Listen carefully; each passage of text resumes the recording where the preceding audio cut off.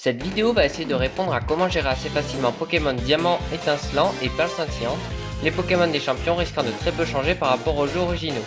Dans tous les cas, il existe des changements, le type des nouveaux Pokémon devrait correspondre au type du champion, et donc ne pas poser de problème avec la liste de Pokémon suivante. Pour commencer, il faut choisir un starter, et malgré le fait que Simiabra soit un bon Pokémon, mieux vaut prendre type loup. Avec son type eau, il permet de passer facilement la première arène de type roche, et permettra également de pouvoir lui apprendre surf quand le moment d'utiliser la capacité sera venu. Le type eau sera également utile sur la 6ème champion pour passer son Stylix ainsi que son Bastiodon. Et son type acier permettra de mieux passer Gladys, la championne de type glace. Le second Pokémon sera Étourmi, qui évoluera en Étourvol et ensuite en Étouraptor niveau 34. Il permettra de passer assez facilement la 2ème arène de type plante ainsi que la 3ème de type combat, et aider sur l'arène de type glace et acier avec son accès à close combat. Son talent, également surpuissant en aventure, permettra en cas de danger de baisser l'attaque du Pokémon adverse, ainsi que de profiter de son type vol pour éviter les attaques de type sol, qui se rendront encore une fois utiles à l'arène de type acier. Comme 3ème Pokémon, direction la grotte revêche cachée, après obtention du 2ème badge pour aller chercher le tant convoité Gricknot. Évoluant au niveau 24 en Carmache, mais au level 48 en Karchakroc, il servira pas énormément au début du jeu mais n'hésitez pas à le monter de niveau, il sera extrêmement utile à la ligue ainsi que durant l'arène de type électrique. En même temps, profitez-en pour utiliser l'Explora Kit et chercher un fossile crâne, afin de le réanimer et obtenir un Kraninode niveau 20.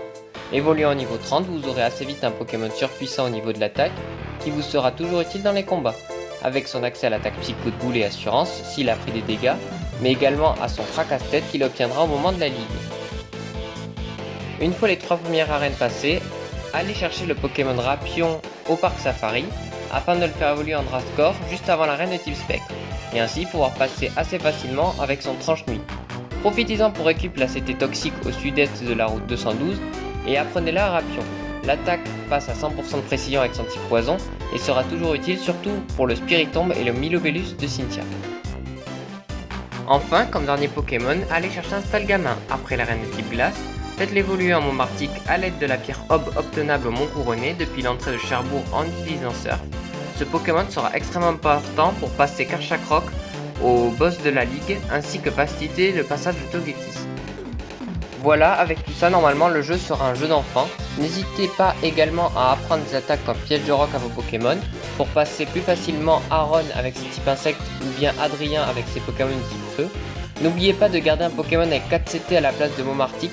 Ce Pokémon étant utile seulement à la ligue, il vous est également possible de remplacer des Pokémon pour y ajouter Dialga ou Palkia en fonction de vos besoins.